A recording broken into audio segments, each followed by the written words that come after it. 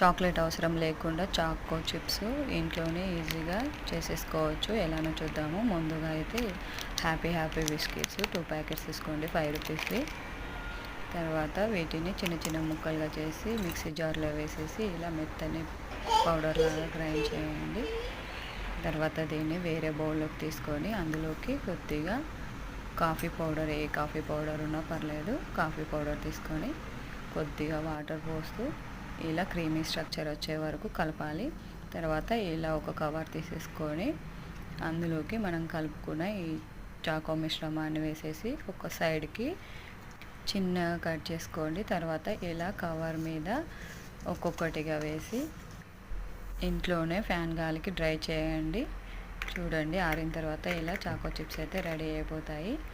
మీరు తప్పకుండా ట్రై చేయండి. చాలా అంటే చాలా బాగా వచ్చాయి. నచ్చితే లైక్ చేయండి, ఛానల్ సబ్స్క్రైబ్ చేయండి, సపోర్ట్ చేయండి.